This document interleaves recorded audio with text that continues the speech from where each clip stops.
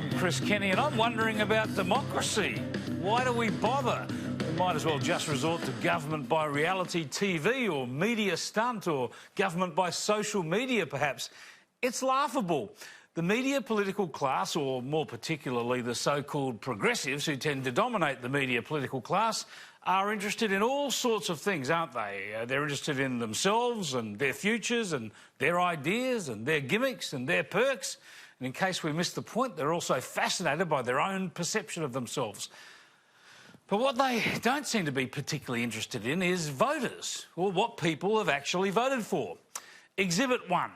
3 years after the British people voted for Brexit, and after 3 Prime Ministers have sort of tried to deliver it, and while the Parliament has repeatedly rejected it, Boris Johnson, under threat of a no-deal Brexit, has struck another new deal with the EU last week.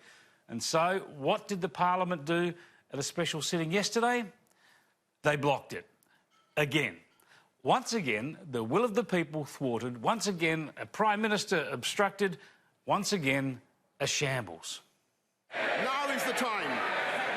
Now is the time, Mr. Speaker, to get this thing done. And I say to all members, let us come together to end, let us come together as Democrats to end this debilitating feud. I invite him to think very carefully about the remarks he just made about refusing, apparently, to apply for the extension which the EU No. 2 Act requires him to do. Standing here, I have a distinct sense of déjà vu. I know how you feel. Yeah, less like déjà vu than a recurring nightmare, isn't it? Never mind what the people want, it's all about the self-obsessed political elite. Never before have so few done so little to act in good faith for so many in the UK. Let's hope that eventually Boris can get this done. Oh, he's only got a week to do it, I suppose. But what about back here in Australia? We had an election in May, as you'll recall. Labor were up against a government that had done a lot to tear itself apart and do itself in. But Labor put up so many tax increases and expensive, risky and uncosted policies that they were able to clutch defeat from the jaws of victory. So what does Labor leader Anthony Albanese propose today? Well, he says, never mind. Never mind that they lost the election. Never mind that they got a record low primary vote. Never mind that voters emphatically rejected Labor's policies. Never mind all of that. He says Labor should be part of the government. Yep, Albo says the drought means there should be a kind of war cabinet with Labor ministers helping to run the country. So voters said no to Labor ministers in May, but already Albo says they should be sitting in cabinet. Who needs elections?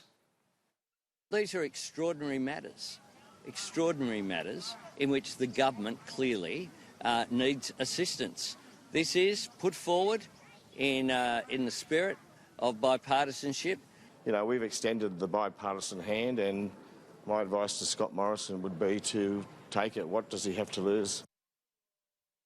Truth be known, Fitzgibbon wouldn't be too bad. Give him the kiss of death, I suppose. But what about Christina Keneally? Would she pop into cabinet to weaken our borders again? Perhaps Mark Butler could crank up our climate policies along with our power prices. And what about Jim Chalmers? He helped Wayne Swan turn forecast surpluses into record deficits. Perhaps he could pop into the cabinet room and attempt that party trick again. No, no, no. In London and in Canberra, let alone with all those Trump derangement sufferers in the US, there's a fundamental principle these people need to reacquaint themselves with. The idea in a democracy is to do what people voted for, to deliver what they asked for, to accept that the authority belongs to the politicians the people elected. Doing the opposite to the wishes of voters might be politics, and it might be endlessly fascinating for those who fail to win, but it sure ain't democracy.